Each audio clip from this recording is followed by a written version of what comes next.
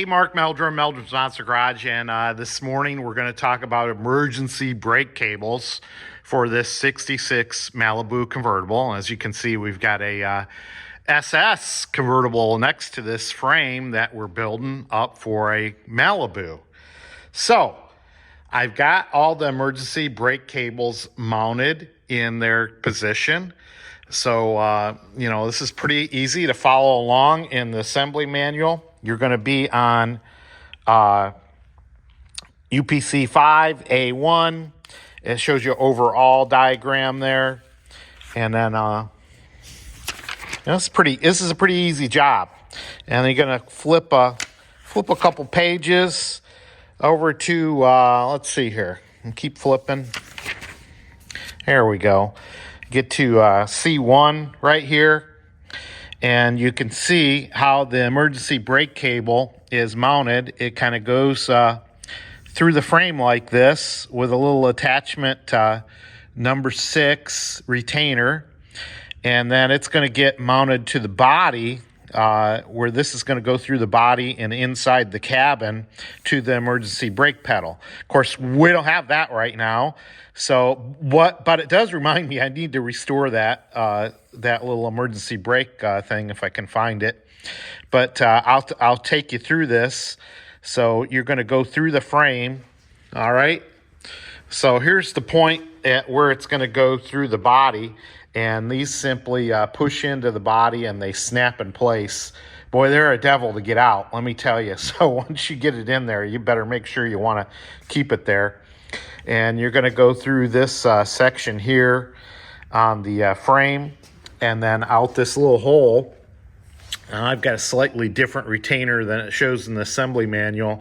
The assembly manual shows a retainer more like this that's used on this this brake hose.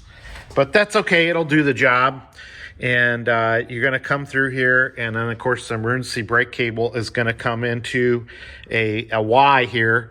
And you got a little fixture here that your bolt hole is going to go through, and then a couple knots. Of course, everything's kind of loose right now.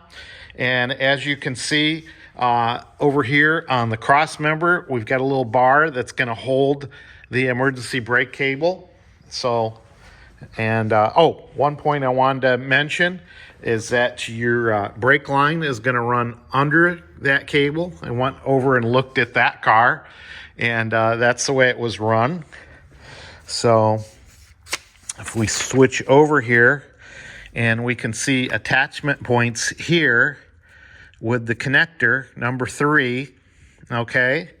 And if you look down here, I've got the connector number 3 going into the emergency brake assembly that goes into the back of the drum brake back there.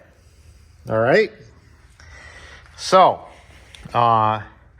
you got this that comes out here, and one other thing I wanted to mention here. Same type of clip that goes in here. Little pin. And let me see. There's not much to this. I'm kind of laying it on thick today. So we can't get this all the way adjusted right now. Because obviously we don't have the attachment point to the emergency brake cable system.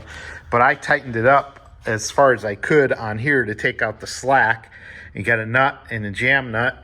And of course these little hooks, they're going to take up a little slack too, and they're going to hook up into the body. So I just got them laying there. So what I'm going to do is I'm going to take those. Since we don't have the body, I'm going to take those off.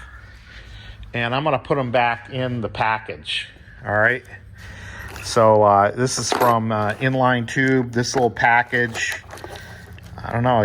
If you look at the QR code, you can get that part number, Inline 13333, and it comes with the jam nuts and the connectors and all that good stuff you're going to need. All right.